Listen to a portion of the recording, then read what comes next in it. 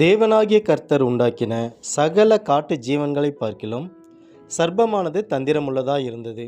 அது ஸ்திரீயை நோக்கி, நீங்கள் தோட்டத்திலுள்ள சகல விருட்சங்களின் கனியையும் புசிக்க வேண்டாம் என்று தேவன் சொன்னது உண்டோ என்றது. ஸ்திரீ சர்ப்பத்தை பார்த்து, நாங்கள் தோட்டத்திலுள்ள விருட்சங்களின் கனிகளை புசிக்கலாம், ஆனாலும் தோட்டத்தின் நடுவில் இருக்கிற விருட்சத்தின் கனியை குறித்து தேவன் நீங்கள் சாகாதபடிக்கு அதை புசிக்கவும் தொடவும் வேண்டாம் என்று சொன்னார் என்றாள். அப்பொழுது சர்ப்பம் ஸ்திரியை நோக்கி, நீங்கள் சாகவே சாவதில்லை, நீங்கள் இதை புசிக்கும் நாளிலே உங்கள் கண்கள் திறக்கப்படும் என்றும் நீங்கள் நன்மை தீமை அறிந்து தேவர்களைப் போல இருப்பீர்கள் என்றும் தேவன் அறிவார் என்றது. அப்பொழுது ஸ்திரீயானவள், அந்த விருட்சம் புசிப்புக்கு நல்லதும் பார்வைக்கு இன்பமும் புத்தியை தெளிவிக்கிறதற்கு இச்சிக்கப்படத்தக்க விருட்சமுமாய் இருக்கிறது என்று கண்டு அதன் கனியை பறித்து புசித்து தன் புருஷனுக்கும் கொடுத்தால் அவனும் புசித்தான். அப்பொழுது அவர்கள் இருவருடைய கண்களும் திறக்கப்பட்டது. அவர்கள் தாங்கள் நிர்வாணிகள் என்று அறிந்து அத்தி இலைகளை தைத்து தங்களுக்கு அரைக்கச்சைகளை உண்டு பண்ணினார்கள். பகலில் குளிர்ச்சியான வேளையிலே தோட்டத்தில் உலாவுகிற தேவனாகிய கர்த்தருடைய சத்தத்தை அவர்கள் கேட்டார்கள்.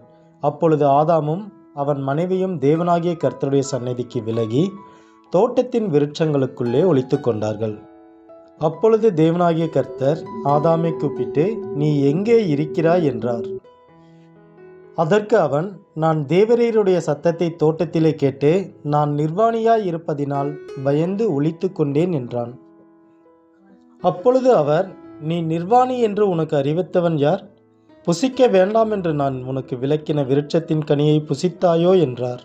அதற்கு ஆதாம், என்னுடனே இருக்கும்படி தேவரீர் தந்த ஸ்திரீயானவள் அவ்விருட்சத்தின் கனியை எனக்கு கொடுத்தால் நான் புசித்தேன் என்றான். அப்பொழுது தேவனாகிய கர்த்தர் ஸ்திரீயை நோக்கி, நீ இப்படி செய்தது என்ன என்றார். ஸ்திரீயானவள், சர்ப்பம் என்னை வஞ்சித்தது, நான் புசித்தேன் என்றாள். அப்பொழுது தேவனாகிய கர்த்தர் சர்ப்பத்தை பார்த்து, நீ இதை செய்தபடியால் சகல நாட்டு மிருகங்களிலும் சகல காட்டு மிருகங்களிலும் சபிக்கப்பட்டிருப்பாய். நீ உன் வயிற்றினால் நகர்ந்து உயிரோடு இருக்கும் நாளெல்லாம் மண்ணை தின்பாய். உனக்கும் ஸ்திரீக்கும் உன் வித்துக்கும் அவள் வித்துக்கும் பகை உண்டாக்குவேன். அவர் உன் தலையை நசுக்குவார், நீ அவர் குதிங்காலை நசுக்குவாய் என்றார். அவர் ஸ்திரீயை நோக்கி, நீ கர்ப்பவதியாய் இருக்கும்போது உன் வேதனையை மிகவும் பெருக பண்ணுவேன். வேதனையோடே பிள்ளை பெறுவாய். உன் ஆசை உன் புருஷனை பற்றி இருக்கும், அவன் உன்னை ஆண்டு கொள்ளுவான் என்றார். பின்பு அவர் ஆதாமை நோக்கி, நீ உன் மனைவியின் வார்த்தைக்கு செவி கொடுத்து புசிக்க வேண்டாம் என்று நான் உனக்கு விலக்கின விருட்சத்தின் கனியை புசித்ததினாலே பூமி உன் நிமித்தம் சபிக்கப்பட்டிருக்கும். நீ உயிரோடு இருக்கும் நாளெல்லாம் வருத்தத்தோடே அதன் பலனை புசிப்பாய். அது உனக்கு முள்ளும் குறுக்கும் முளைப்பிக்கும், வெளியின் பயிர் வகைகளை புசிப்பாய். நீ பூமியிலிருந்து எடுக்கப்பட்டபடியால் நீ பூமிக்கு திரும்பும் மட்டும் உன் முகத்தின் வேர்வையால் ஆகாரம் புசிப்பாய்.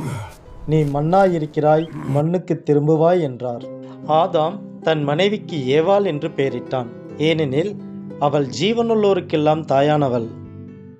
தேவனாகிய கர்த்தர் ஆதாமுக்கும் அவன் மனைவிக்கும் தோல் உடைகளை உண்டாக்கி அவர்களுக்கு உடுத்தினார்.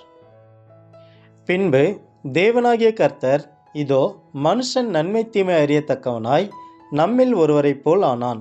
இப்பொழுதும் அவன் தன் கையை நீட்டி ஜீவ விருட்சத்தின் கனியையும் பறித்து புசித்து என்றென்றைக்கும் உயிரோடு இராதபடிக்கு செய்ய வேண்டும் என்று அவன் எடுக்கப்பட்ட மண்ணை பண்படுத்த தேவனாகிய கர்த்தர் அவனை ஏதேன் தோட்டத்திலிருந்து அனுப்பிவிட்டார்.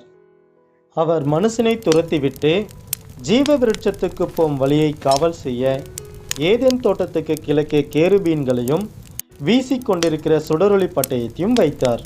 அன்புக்குரியவர்களே, இந்த வீடியோ உங்களுக்கு பிரயோஜனமாக இருந்தால் உங்கள் நண்பர்களுக்கும் ஷேர் செய்யுங்கள். இந்த வீடியோவை யூடியூப் மற்றவர்களுக்கு பரிந்துரைக்க நீங்கள் இதற்கு ஒரு லைக் செய்யுங்கள். உங்களுடைய மேலான கருத்துக்களையும் தெரியப்படுத்துங்கள்.